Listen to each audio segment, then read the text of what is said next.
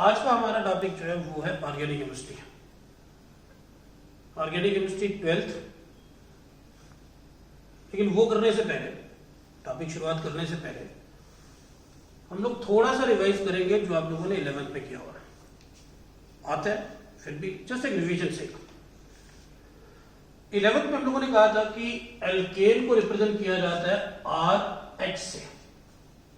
Are H से R stand for alkyl group, alkyl group, और उसके साथ अगर हम लोग हाइड्रोजन जोड़ दें तो हमारा एल्केन बन जाएगा। ठीक, एल्केन आप लोगों ने बहुत सारे लिखे थे, जैसे methane, ethane, propane, butane, pentane, likewise. ये तो थे एल्केन्स। तो हमने कहा एल्केन को हम लोग जनरली रिप्रेजेंट करते हैं आर एच से। अब मैं इसे ब्रेकअप करता हूं। अब ब्रेकअप करके देखिए जरा, मैंने आर और एच अलग कर दिया। आर और एच अलग करने का मतलब मैंने इसमें से एक एच अलग कर दिया और बाकी जो पार्ट बच गया वो आ गया CH3। एक एच मैंने सेपरेट लिख दिया। इसके लिए मैंने C2H5H लिख दिया। इसके लिए C3H7H, C4H9H, C5H11H, likewise.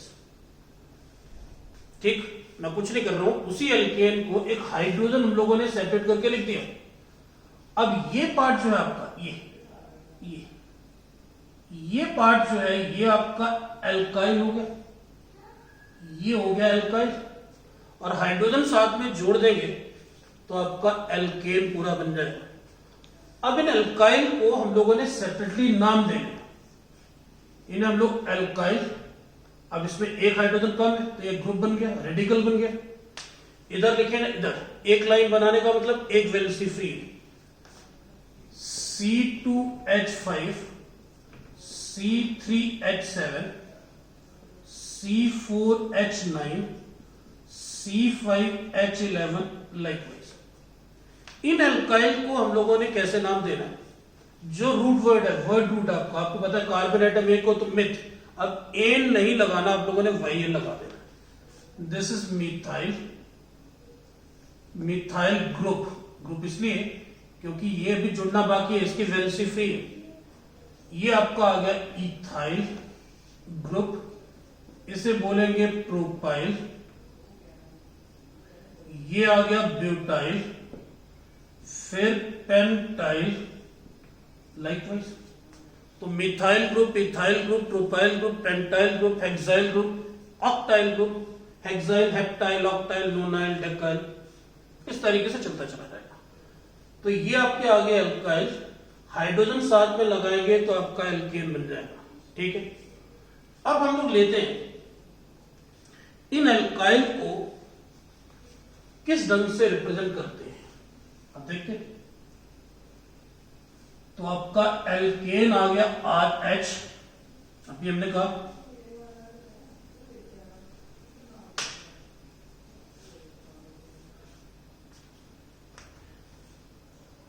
Group को लिखने से पहले मैं कार्बन की नेचर बता दूं। तो nature of carbon atom, nature of carbon atom important है, ध्यान से देखना। बहुत सारी जगह हम लोगों ने इसे यूज करना है। कार्बन एटम, फर्स्ट पॉइंट हम लोग ये लिखेंगे, कार्बन एटम which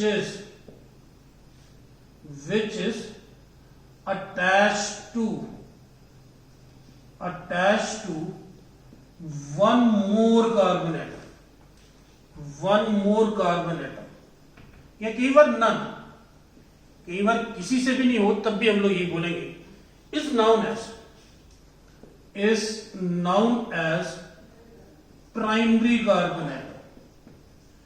इसे हम लोग प्राइमरी कार्बन एटम कहते हैं और रिप्रेजेंट करते हैं हम लोग 1 डिग्री से। फिर देख लेना, carbon atom which is attached to one more carbon atom is known as primary carbon atom. ये ना भी हो तब भी चलेगा, ठीक. इसी तरीके से carbon atom attached to two carbon atoms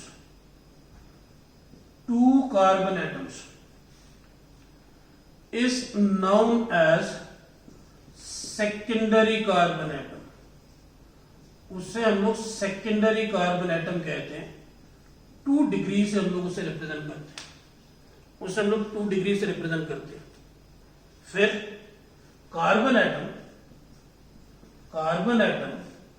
attached to 3 other carbon atoms is known as tertiary carbon atom. इसे हम लोग 3 डिग्री से रिप्रेजेंट करते हैं. इसी तरीके से carbon atom attached to 4 other carbon atoms is known as quaternary. QUARTERNARY carbon atom. इसे हम लोग 4 डिग्री से रिप्रेजेंट करते हैं. तो हमारे पास 4 अलग अलग तरह के कार्बन एटम्स हो गए. Primary carbon atom attach to one more carbon atom और नथिंग, 1 डिग्री से हम लोग इसे रिप्रेजेंट करते हैं. Carbon atom attach to 2 more carbon atom is known as secondary carbon atom, 2 degree. Carbon atom attach to 3 carbon atom is known as tertiary carbon atom, 3 degree. Carbon atom attach to 4 other carbon atoms is known as quaternary carbon atom, that is 4 degree. अब हम लोग ये सारे chain में देखते हैं, तो इसे मिटाते हैं और कार्बन की नेचर को हम लोग चेन में पहले पहचानते हैं. चेन में हम लोग कार्बन की नेचर को देंगे. बहुत इजी, बहुत आसान. जब कभी भी कार्बन की चेन आपके पास हो, इमीडिएटली आप लोग असाइन कर सकते हो primary, secondary, tertiary and quaternary. मैं कुछ कार्बन एटम लिख रहा हूं.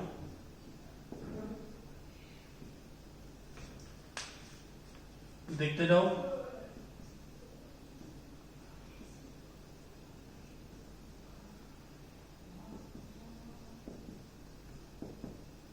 अब ये मैंने कार्बन एटम की चेन ले ली. देख लेना हाइड्रोजन पूरे हों. कार्बन एटम की चेन ले ली और हमने बताना है इसमें primary, secondary, tertiary, quaternary carbon atom कौन कौन है. अब जिसकी बात हो रही है एक टाइम पे वही कार्बन एटम देखना है. अब देखो ये कार्बन एटम, ये इस कार्बन एटम से जुड़ा हुआ है. ये आपको पता है लिंकेज किसके साथ है. ये कार्बन 3 हाइड्रोजन के साथ अटैच्ड है. लिखते हैं हम लोग क्लब फॉर्म में CH3 है. ये कार्बन बेसिकली इस कार्बन से जुड़ा हुआ है. तो एक टाइम पे ये कार्बन एटम सिर्फ एक ही कार्बन एटम से जुड़ा हुआ है, तो it is primary in nature, primary carbon atom. ये वाला कार्बन एटम, ये भी एक ही से जुड़ा हुआ है, प्राइमरी कार्बन एटम. ये कार्बन एटम सिर्फ एक से जुड़ा हुआ है, प्राइमरी कार्बन एटम. ये कार्बन एटम सिर्फ एक से जुड़ा हुआ है, प्राइमरी कार्बन एटम. ये कार्बन एटम एक से जुड़ा हुआ है, प्राइमरी. और ये कार्बन एटम सिर्फ एक से जुड़ा हुआ है, तो प्राइमरी कार्बन एटम. तो बेसिकली क्या है, जितने टर्मिनल पोजीशन पे कार्बन एटम्स है वो सारे प्राइमरी नेचर के हैं. अब देखते हैं दूसरा. अगर इस कार्बन एटम को देखो, ये कार्बन एटम एक और एक कार्बन एटम ये इसके साथ अटैच्ड है, तो ये कार्बन एटम हो गया सेकेंडरी नेचर का. हमने भी कहा carbon atom attach to 2 more carbon atoms is secondary in nature. ये कार्बन एटम देखो, ये भी 2 के साथ अटैच्ड, तो सेकेंडरी कार्बन एटम. ये कार्बन एटम भी 2 के साथ अटैच्ड है, सेकेंडरी कार्बन एटम. ये कार्बन एटम भी 2 के साथ अटैच्ड है, तो सेकेंडरी कार्बन एटम. फिर देखते हैं तीसरा. अब इस कार्बन एटम को देखो जरा, ये इस कार्बन एटम, इस कार्बन एटम और इस कार्बन एटम के साथ अटैच्ड है. तो हमने क्या कहा था, carbon atom attach to 3 other carbon atoms, is known as tertiary carbon atom. ये कार्बन एटम देखो 1, 2 और 3 कार्बन एटम, तो ये भी टर्शरी कार्बन एटम। तो टर्शरी हमारे पास 2 ही है। अब देखते हैं क्वार्टनरी कार्बन एटम। बच गया हमारे पास ये एक कार्बन एटम देखो 1, 2, 3 और 4 कार्बन एटम के साथ एक टाइम पे जुड़ा हुआ है, तो ये कार्बन एटम आपका क्वार्टनरी कार्बन एटम हो गया। ठीक है, समझ आ गया। Carbon atom attach to one more carbon atom, तो चेन में जब भी आपने देखना है उसी पर्टिकुलर कार्बन एटम को देखना है, तो ये कार्बन एटम एक कार्बन के साथ, ये भी एक के साथ, ये भी एक के साथ, एक के साथ, एक के साथ और एक के साथ, ये सारे प्राइमरी कार्बन एटम्स हैं। ये वाला कार्बन एटम इधर और इधर 2 के साथ अटैच्ड है, तो सेकेंडरी। मैंने राउंड कर देता हूं, ये इस फॉर्म में प्राइमरी, सेकेंडरी, टर्शरी, इन्हें राउंडिंग दे देते हैं हम लोग, ताकि वहां जो लिखा हुआ है उनसे ये अलग दिखे। ये हमारे पास कार्बन एटम की नेचर होगी। कोई डाउट इसमें? Carbon atom attach to one more carbon atom primary, carbon atom attach to 2 more carbon atom secondary, carbon atom attach to 3 more carbon atoms, 1, 2 और 3 tertiary, and carbon atom attach to 4 more carbon atom quaternary carbon atom. ठीक, अब हम लोग दे रहे हैं, मैंने कहा था नॉमेनक्लेचर देने से पहले कि हमारा जो टॉपिक है इसका 12th का पहला वो है हेलो एल्केन्स। तो हेलो एल्केन करने से पहले मैं ग्रुप की थोड़ी सी एल्काइल ग्रुप कैसे कैसे लिखे जाते हैं। अब देखिए, अगर तो ये हमारे पास एक एल्केन, कोई भी एल्केन जो आपको स्ट्रेट दी गई हो और उसकी कोई ब्रांचिंग ना हो, स्ट्रेट ना भी हो, ऐसे हो, स्ट्रेट ना भी हो, ऐसे हो, तो एक ही मतलब है, हमने इसी चेन को एक्सटेंड कर दिया, इस साइड से दे दिया, लेकिन है ये सीधा ही, इसमें ब्रांचिंग कहीं नहीं है। जब ब्रांचिंग ना हो तो उसके लिए हम लोग नॉर्मल टर्म यूज करते हैं, नॉर्मल टर्म स्मॉल n से देते हैं। तो ये क्योंकि पेंटेन है, गिन सकते हो आप लोग, C5H12, 1, 2, 3, 4, 5 कार्बन, हाइड्रोजन 2, 3 तो 5, 6, 7, 8, 9, 10, 11, 12, तो ये और ये दोनों सेम। तो इसके लिए कॉमन नॉमेनक्लेचर में हम लोग n लगाएंगे, तो this is normal pentane, this is normal pentane. इसी तरीके से पेंटेन से पहले हमारा ब्यूटेन आता है, तो ब्यूटेन भी देख लेते हैं। ये भी सीधा चेन में कोई ब्रांचिंग नहीं है, सीधी चेन है, तो इसके लिए भी आप लोगों ने नॉर्मल लगाना है, तो ये भी आपका नॉर्मल ब्यूटेन हो गया। ठीक, 4 का है, 5 का है, 6 का, 3 की तो ब्रांचिंग बनेगी, 4, 5, 6, 7 सभी अगर स्ट्रेट चेन में दिए हैं तो आप लोगों ने प्रीफिक्स उसके लिए small n, that is normal जो वो लगाना है। अब इसी ब्यूटेन को, ये देखते जाओ, इसी ब्यूटेन को अगर मैं इस फॉर्म में लिखूं, इसी ब्यूटेन को अगर मैं इस फॉर्म में लिखूं, तो ये तो ब्यूटेन इस फॉर्म में भी लिखा जा सकता है। अब ध्यान से देखो जरा, कार्बन 1, 2, 3 और 4, कार्बन 4, हाइड्रोजन 3 तो 5, 2, 7 और 3, 10, हाइड्रोजन 10, ये भी तो ये बन रहा है। देखो जरा, कार्बन 1, 2, 3 और 4, हाइड्रोजन 3, 3, 3, 9 और 1, 10, फार्मूला तो ये भी हुई, ये और ये दोनों फार्मूले सेम है। अब फर्क क्या दिख रहा है? फर्क ये तो बिना ब्रांचिंग के था, ये बिना ब्रांचिंग के था, स्ट्रेट चेन में था, तुमने कहा इसके लिए नॉर्मल लगाना है। अगर ब्रांचिंग हो रखी है, अब यहां ब्रांचिंग किस तरीके से है, लास्ट से पहले कार्बन, ध्यान से देखना, लास्ट से पहले कार्बन एटम पर अगर मिथाइल लिंकेज आपको सेपरेट मिले तो उसके लिए हम लोग लगाते हैं आइसो, इसके लिए हम लोग लगाते हैं आइसो, तो दिस इज आइसोब्यूटेन। फिर ध्यान से देखो क्या बोल रहा हूं मैं, लास्ट से इधर से काउंटिंग करें, 1, 2 और 3, तो लास्ट से पहले भी मिथाइल, इधर से करें 1 2 और 3, लास्ट से पहले वाले पे मिथाइल है। इधर से करें 1 2 और 3, लास्ट से पहले वाले पे मिथाइल है। तो जब लास्ट से कार्बन की चेन में सेकेंड जो लास्ट कार्बन एटम है उसमें मिथाइल लिंकेज अगर आपको मिले, उसके लिए आप लोगों ने लगाना है आइसो, दिस इज आइसोब्यूटेन। ठीक, तो ब्यूटेन हमारे पास दो ढंग से लिखा जा सकता है, कॉमन नाम दे रहा हूं मैं। एक तो आ गया नॉर्मल ब्यूटेन, एक आपका आ गया आइसोब्यूटेन। एक नॉर्मल ब्यूटेन, एक आपका आ गया आइसोब्यूटेन। ठीक है, इसे इधर लिखते हैं। अब पेंटेन को ले लेते हैं। ये C4H10 के लिए था, अब मैं दे रहा हूं पेंटेन के लिए। अब देखिए जरा पेंटेन, एक तो हम लोगों ने ये लिखा जो ऊपर लिखा हुआ है, दैट इज अगर आपकी स्ट्रेट चेन हो, ब्रांचिंग ना हो, तो उसके लिए आप लोगों ने नॉर्मल लगाना है। तो ये तो आपका हो गया नॉर्मल पेंटेन, ये आपका हो गया नॉर्मल पेंटेन। अब देखो इसे अलग अलग ढंग से हम लोग कैसे दे रहे हैं। इसी को अगर मैं ऐसे लिख दूं, इसी को अगर मैं ऐसे लिख दूं तो फार्मूला तो वही है। फिर देखो कार्बन 1 2 3 4 5, हाइड्रोजन 3 5 2 5 6 7 8 9 10 11 12, तो C5H12 यहां पे भी है। यहां देखते हैं कार्बन 1 2 3 4 5, हाइड्रोजन 3 3 6 7 8 9 10 11 12, फार्मूला तो वही है।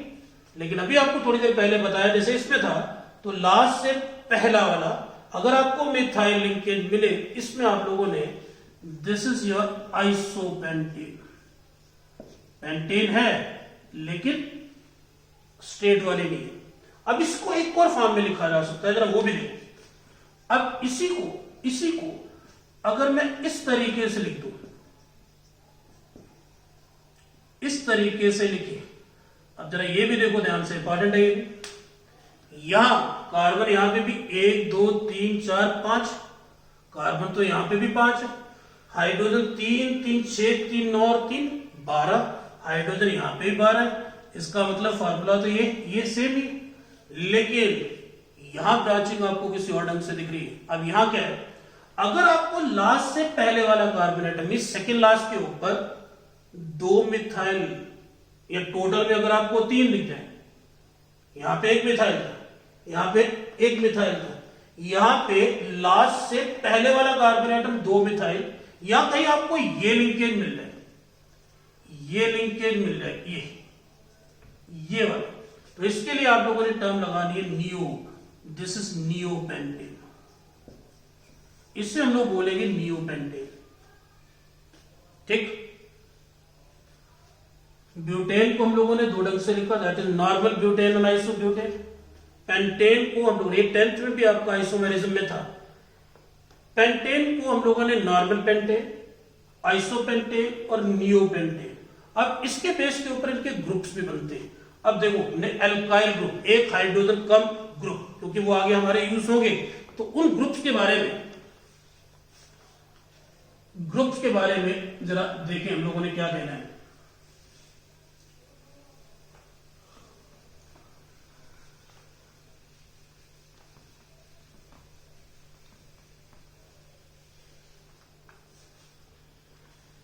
अब alkyl group representation common nomenclature में, तो एल्काइल ग्रुप रिप्रेजेंटेशन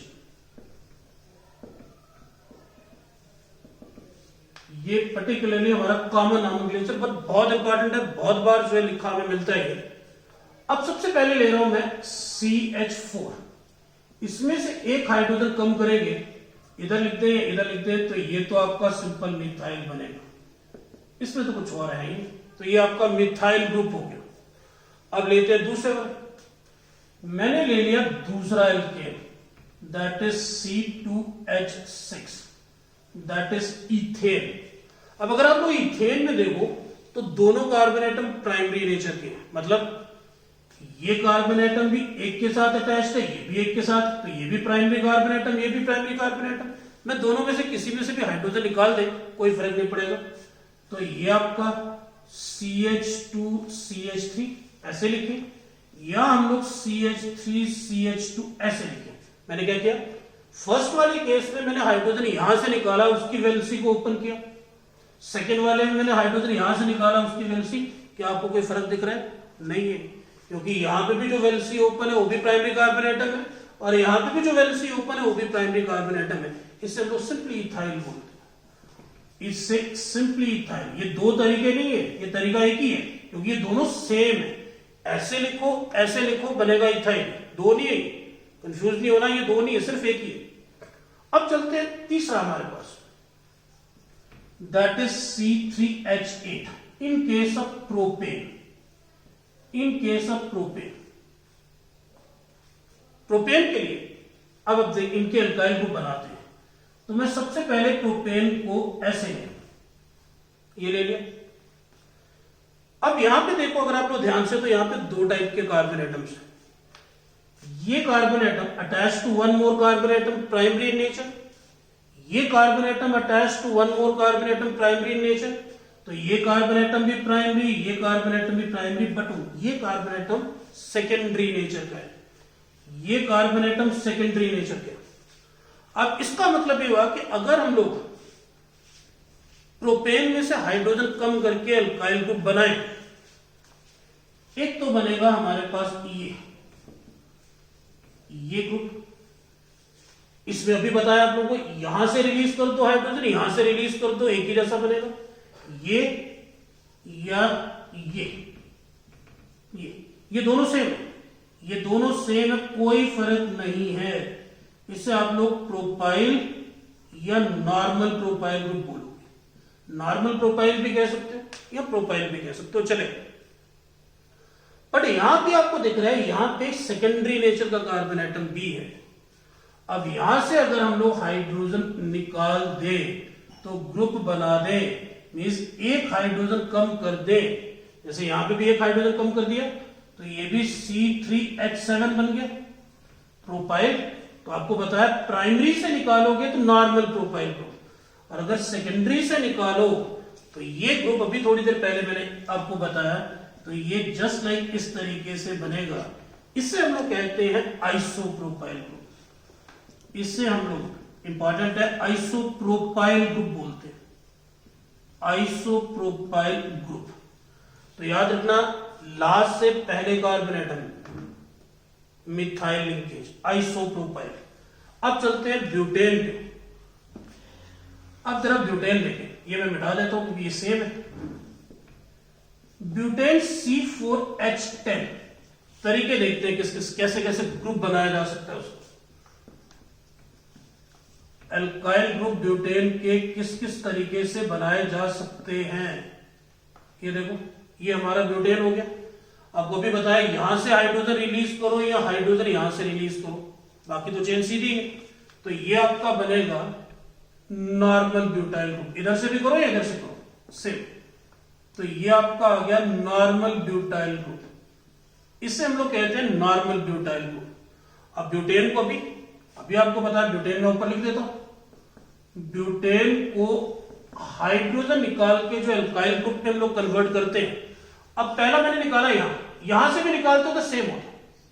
अब निकालते हैं यहां से, यहां से अगर एक हाइड्रोजन कम कर दूं मैं, ये देखो जरा ध्यान से, एक हाइड्रोजन कम कर दे, तो अभी आपको बताया था एल्काइल में क्या होता है एक हाइड्रोजन कम। तो ब्यूटेन का फार्मूला तो C4H10 था, कार्बन 1 2 3 4, कार्बन 4, हाइड्रोजन 3 4 5 6 7 8 9। इसका मतलब ये ब्यूटाइल ग्रुप है, बट ये इस जैसा ब्यूटाइल ग्रुप नहीं है। यहां वैलेंसी ओपन जो किसकी है, सेकेंडरी कार्बन एटम की। Carbon atom attach to 2 more carbon atom, इससे हम लोग सेकेंडरी ब्यूटाइल ग्रुप या सेक ब्यूटाइल ग्रुप भी कहते हैं।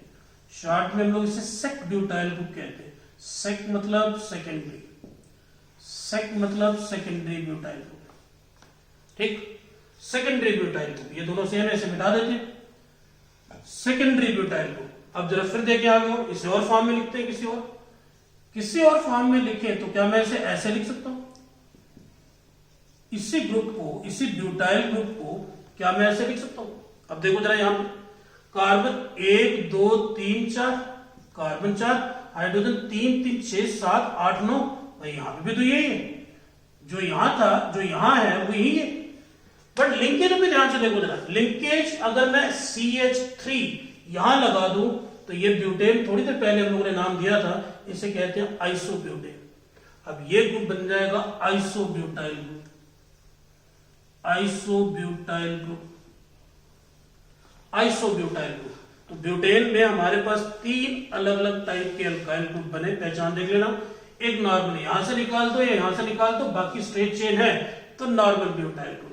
सेकेंडरी कार्बन एटम यहां से निकालते हो, यहां से हाइड्रोजन कम निकाल के ग्रुप बना दो। ग्रुप में भी आपको बताया, जब वैलेंसी फ्री होगी, हाइड्रोजन कम होगा तो वो अल्काइल ग्रुप बन जाएगा। यहाँ पे यहां से निकालो, यहां से निकालो, ये सेकेंडरी ग्रुप बनेगा, सेकेंडरी ब्यूटाइल ग्रुप या सेक ब्यूटाइल ग्रुप। और मैंने कहा इसे इस तरीके से अगर हम लिखें और लास्ट से पहले कार्बन एटम पर अगर आपको मिथाइल लिंकेज मिले, ये देखो आइसोप्रोपाइल है ये आइसो, ये कहने का मतलब ये आइसो लिंकेज है, लेकिन टोटल ब्यूटेन का है तो आइसोब्यूटाइल हो गया। इसी तरीके से हम लोग पेंटेन के लिए देखते हैं,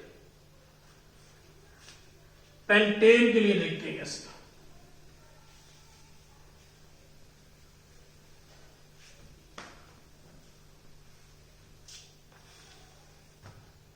पेंटेन का फार्मूला आपको आता है C5H12, तो CH3 CH3 CH3 ये कर दिया हम लोगों ने, CH3 CH2 CH2 CH2 CH3। अब हाइड्रोजन हटाना है, अलग अलग पोजीशन आपके पास हाइड्रोजन हटाने की। अगर आप यहां से हटाते हो, यहां से हटाते हो, one and the same thing. तो अभी आपको बताया that is normal pentyl group, लगा देते। तो मैं यहीं से कर देता हूं, एक हाइड्रोजन कम कर देते हैं तो पेंटाइल ग्रुप कब बनेगा, जब इसमें से एक हाइड्रोजन कम होगा। ये लेते 1 2 3 4 5 हाइड्रोजन, 3 2 5 2 7 8 9 10 11, तो ये पेंटाइल है, पर नाम क्या देना है, normal pentyl, normal pentyl group. फिर मैं बोल दूं नॉर्मल कब देना है, जब स्ट्रेट चेन के प्राइमरी कार्बन एटम से हाइड्रोजन निकला होगा, मींस फर्स्ट या लास्ट में से। इधर से हटा दो या इधर से हटा दो, दोनों का सेम मतलब। आगे चले, क्या मैं इसे इस तरीके से लिख सकता हूं, इसे इस तरीके से बिल्कुल लिखा जा सकता है। गिल्ले carbon atom 1 2 3 4 5 5 carbon atom, hydrogen हमारे पास 3 3 6 7 8 9 10 11, तो ये भी तो यही है। लेकिन जरा ध्यान से देखो, यहां में अगर H लगा दूं तो ये आपका क्या बनता है, isopentane. This is isopentyl group, this is isopentyl group, isopentyl group. अब देखिए आगे, अगर मैं हाइड्रोजन यहां से निकाल दूं, यहां से कम कर दें अगर हाइड्रोजन, अब जरा कार्बन एटम की नेचर देखो, यहां से जो हाइड्रोजन हम लोग कर रहे हैं कम, वो किस तरीके का है, secondary, attach to 2 more carbon atom. यहां से भी करते, यहां से भी करते, सेकेंडरी, तो this is secondary sec pentyl group. इसे हम लोग सेक पेंटाइल ग्रुप बोलते हैं, सेक पेंटाइल ग्रुप या सेकेंडरी पेंटाइल ग्रुप। अब इसे एक फॉर्म में और लिख सकते हैं हम लोग। अब जरा ध्यान से देखो, इसे क्या मैं इस तरीके से लिख सकता हूं, इसे इस तरीके से लिखा जा सकता है। कार्बन जरा यहां देखो, 1 2 3 4 5, कार्बन 5, हाइड्रोजन 3 3 6 3 9 2 11, ये भी तो वही बना। लेकिन अगर मैं यहां पे H लगा दूं, तो अभी थोड़ी देर पहले हम लोगों ने किया था, ये नियोपेंटेन था, इसका मतलब ये neopentyl group, neopentyl group, neopentyl group. तो ये आप लोगों ने ग्रुप का ध्यान रखना है। इथाइल के लिए सेम, मिथाइल के लिए सेम, प्रोपेन के लिए प्रोपाइल, नॉर्मल प्रोपाइल और आइसोप्रोपाइल, ब्यूटेन के लिए normal, secondary butane, iso, secondary butyl, isobutyl, 3 हमने दिए। और पेंटेन के लिए हमारे पास नॉर्मल पेंटाइल, आइसोपेंटाइल, सेक पेंटाइल या सेकेंडरी पेंटाइल और नियोपेंटाइल ग्रुप आते हैं। नोट करो।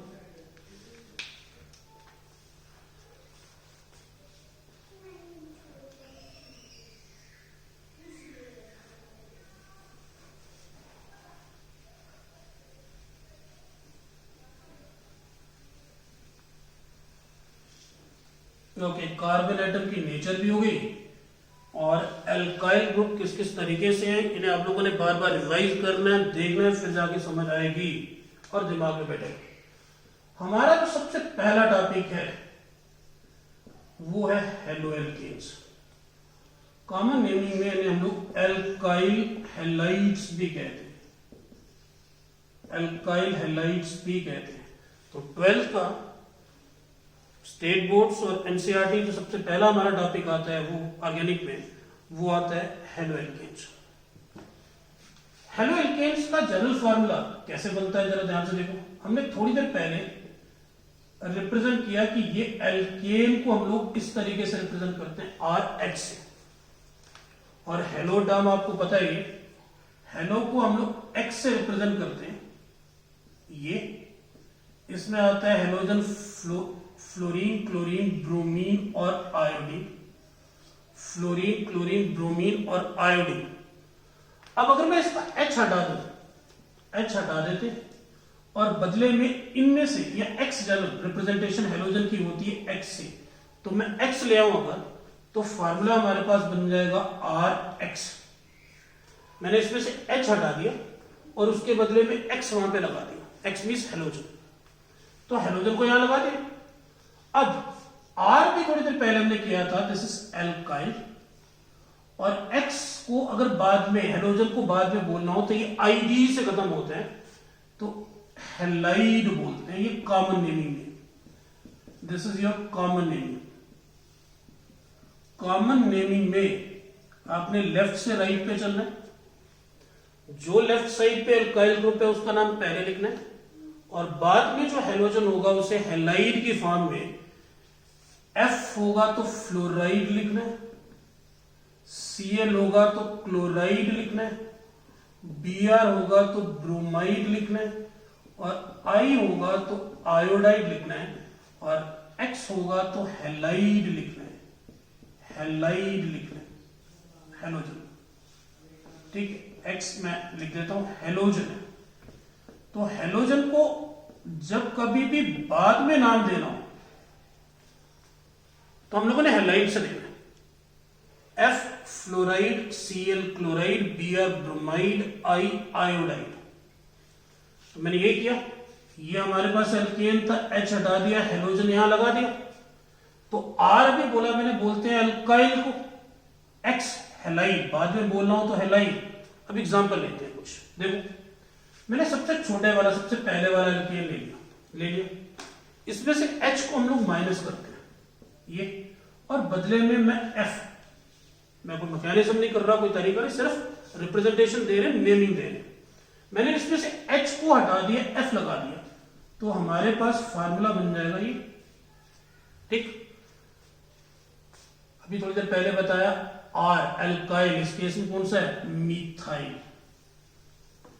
F स्टैंड फॉर फ्लोराइड, तो इसका कॉमन नेम हो गया मिथाइल फ्लोराइड। ये इसका कॉमन नेम हो गया मिथाइल फ्लोराइड। कुछ मैं और लिख देता हूं, जैसे C2H5F, C3H7, Br, C2H5Cl, C3H7I, C4H9I likewise. तो मैंने कुछ डायरेक्टली फार्मूले लिख दिए, जो फार्मूले लिख दिए, इसका कॉमन नेम है इथाइल, और F स्टैंड फॉर फ्लोराइड, तो ये बन गया इथाइल फ्लोराइड, ये बन जाएगा इथाइल। ये सारे कॉमन नेम दे रहा हूं मैं, ये ध्यान रखना, ये सारे कॉमन नेम।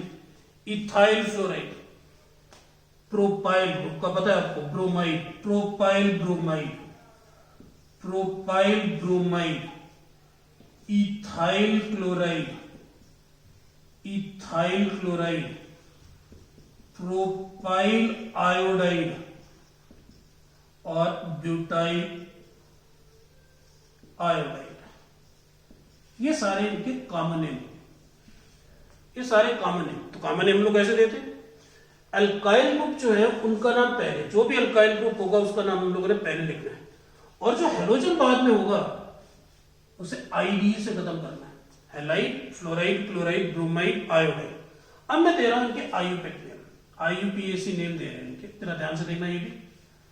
IUPAC में हम लोग क्या करते हैं, हेलोजन को पहले देते हैं, और जब कभी भी हेलोजन को पहले लिखा जाए, इसे हेलो लिखते हैं। ये हेलोजन को पहले लिखना हो तो हम लोग हेलो लिखते हैं।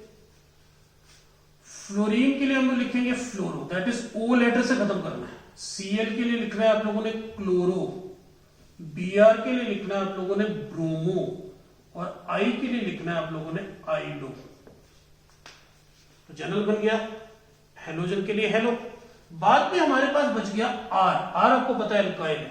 एक चीज ध्यान में रखनी, केमिस्ट्री में 99.99% में हमारे YL से नाम खत्म नहीं होते, तो इसे आप लोगों ने एल्काइल नहीं लिखना, वही वाला पूरा एल्केन लिख देना है। तो इनका आईयूपैक नेम है हेलो एल्केन्स।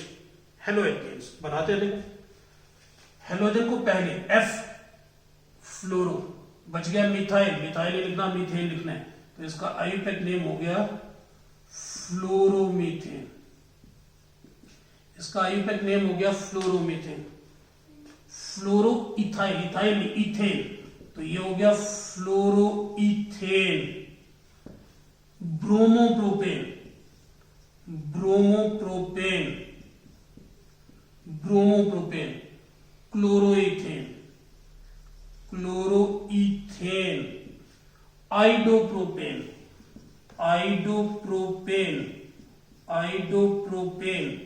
Iodobutane, iodobutane. तो ये हमारे फार्मूले बन गए अल्काइल हैलाइड्स के, सिंपल अल्काइल।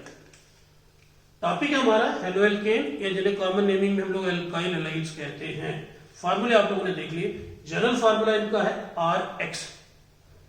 RX में एल्केन से हाइड्रोजन हटाओ, हेलोजन लगा दो, आपका अल्काइल हैलाइड बन जाएगा।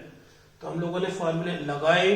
कॉमन नेमिंग में अल्काइल और halide, methyl fluoride, ethyl fluoride, propyl bromide, ethyl chloride, propyl iodide, butyl iodide. और IUPAC में आप लोगों ने क्या करना है, हेलोजन को पहले लिखना है, और हेलोजन को हम लोग पहले लिखते हैं तो O लेटर से खत्म करते हैं, फ्लोरो क्लोरो ब्रोमो आइडो, और बाद में अल्काइल को एस एल्केन लिखना है, तो बन जाएगा फ्लोरोमीथेन, फ्लोरोइथेन, ब्रोमोप्रोपेन, क्लोरोइथेन, आइडोप्रोपेन, आइडोब्यूटेन। ये तो हो गया इनका नॉमेनक्लेचर। अब हम लोग डिफाइन करते हैं, हेलो एल्केन की डेफिनेशन देते हैं।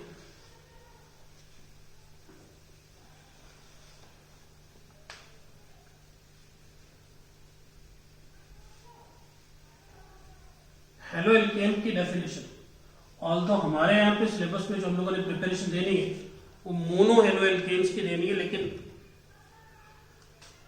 तो these are the compounds, these are the compounds। तो हेलो एल्केन्स क्या हो गया, पहला टॉपिक दे रहा हूं मैं। these are the compounds obtained by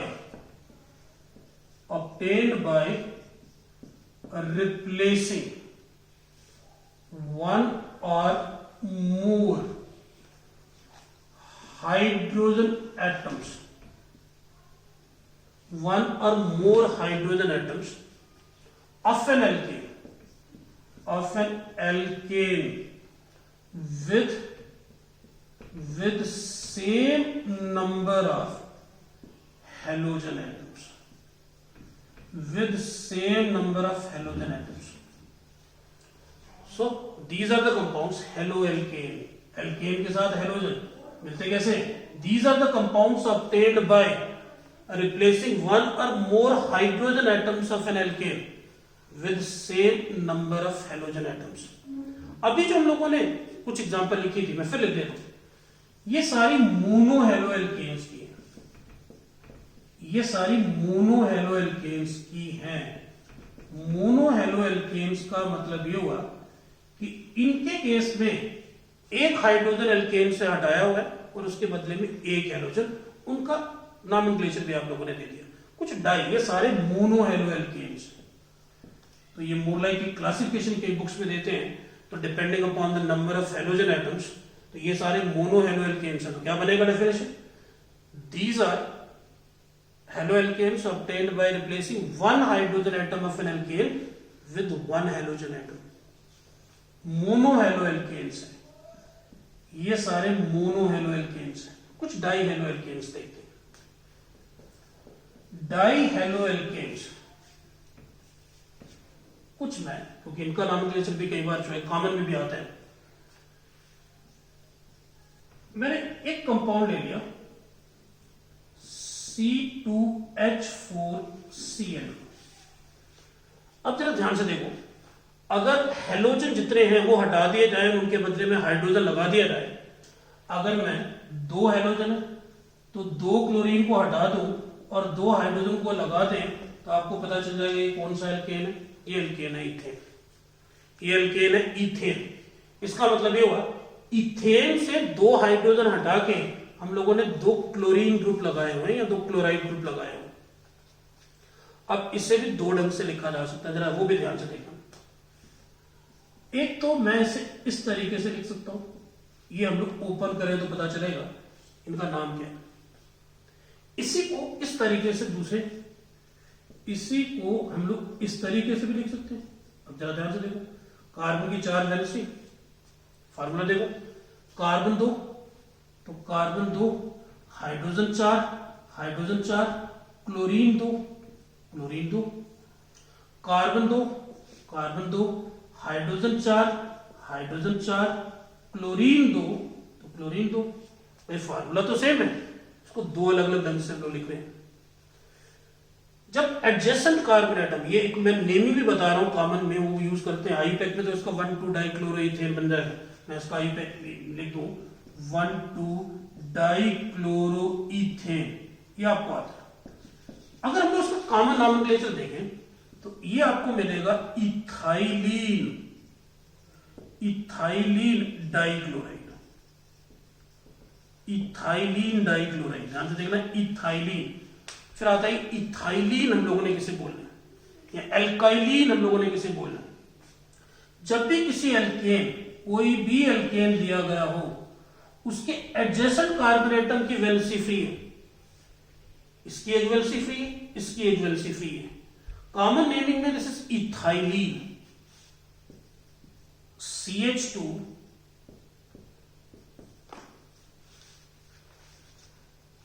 propane था, अगर हाइड्रोजन पुट कर लो तो ये आपका प्रोपेन बन जाएगा. साथ वाले कार्बन एटम की वैलेंसी फ्री प्रोपाइलीन. इसी तरीके से ब्यूटेन में ब्यूटाइलिन लाइकवाइज. तो यहां देखो जरा ध्यान से, ये ग्रुप अगर मैं कर दूं, ये देखो यहां पे क्या ये ग्रुप है क्या बोला अभी, इथाइलिन. कितने क्लोराइड, 2 क्लोराइड.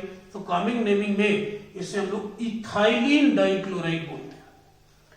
यहां देखो जरा ध्यान से, यहां जो ग्रुप है हमारे पास, ये चीज, यहां पे एक ही कार्बन एटम की 2 वैलेंसी फ्री है. इसके लिए हम लोग लगाएंगे इथाइलिडीन, इथाइलिडीन डाइक्लोराइड,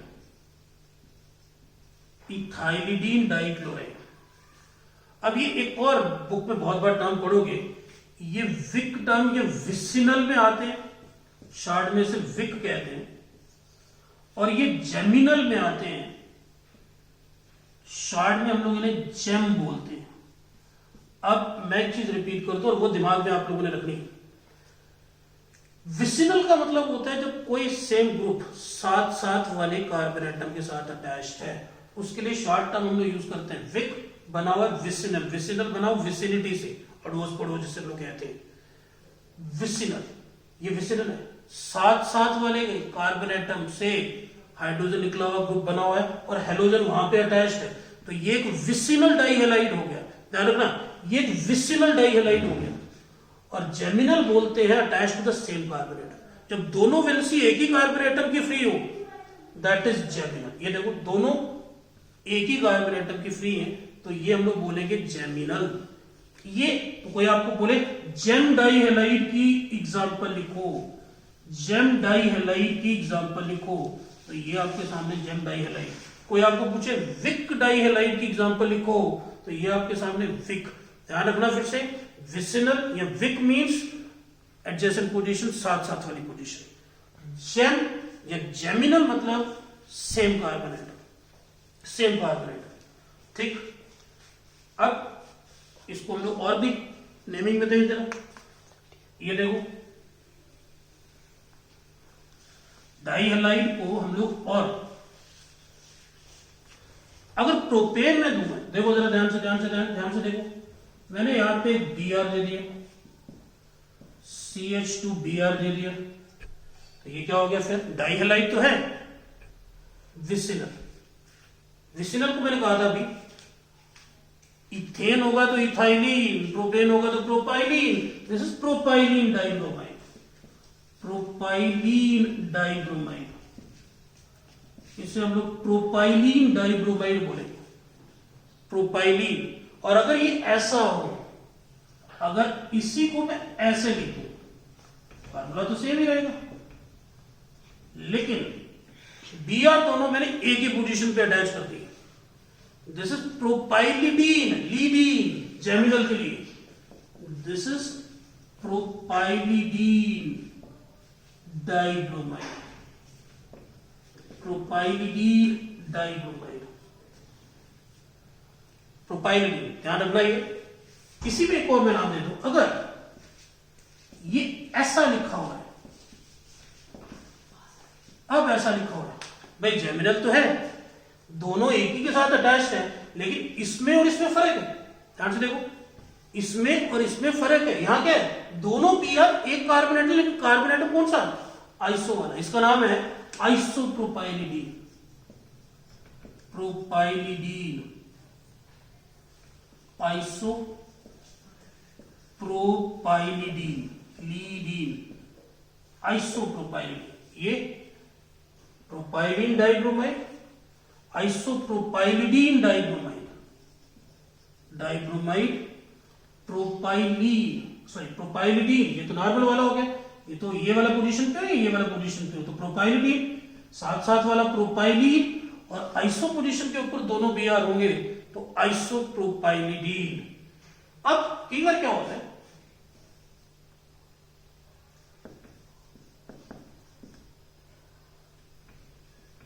मान लेते हैं ये यहां अटैच्ड है, अब ये फार्मूला और ये फार्मूला तो सेम है, इनका नेमिंग, कॉमन नेमिंग में कैसे देना आप लोगों ने? आयुपेक सिंपल है, इसका क्या बनेगा? 1,3 डाइब्रोमोप्रोपेन। इसका आयुपेक नेम क्या बनेगा? 1,1 डाइब्रोमोप्रोपेन। इसका आयुपेक नेम क्या बनेगा? 1,2 डाइब्रोमोप्रोपेन। इसका 2,2 डाइब्रोमोप्रोपेन।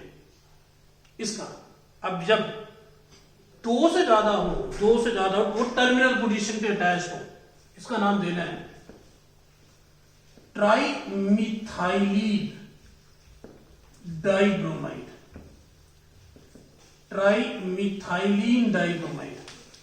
यही अगर 4 हो, यही अगर हमारे पास 4 हो, ये टेट्रामिथाइलिन डाइक्लोराइड, जब टर्मिनल पोजीशन पे हो, हमने क्लियर कर दिया, साथ साथ वाली पोजीशन पे हो तो इथेन होगा तो इथाइलिन, प्रोपेन होगा तो प्रोपाइलिन, ब्यूटेन होगा तो ब्यूटाइलिन। एक ही के साथ दोनों अटैच्ड हो, प्राइमरी के साथ प्रोपाइलिडीन, आइसो वाला आइसोप्रोपाइलिडीन एक ही के साथ, लेकिन फर्स्ट और एंड वाली पोजीशन, उस केस में 3 मिथाइलिन, ट्राइमिथाइलिन डाइब्रोमाइड, 4 टेट्रामिथाइलिन डाइक्लोराइड, टेट्रामिथाइलिन डाइक्लोराइड, 5 हो, 1 और 5th पोजीशन पे हो, दोनों क्लोरो हो तो पेंटामिथाइलिन डाइक्लोराइड, ब्रोमो हो तो डाइब्रोमाइड, लाइकवाइज। ध्यान से देखो, रिपीट करो, अब प्रिपरेशन देनी है इसके बाद।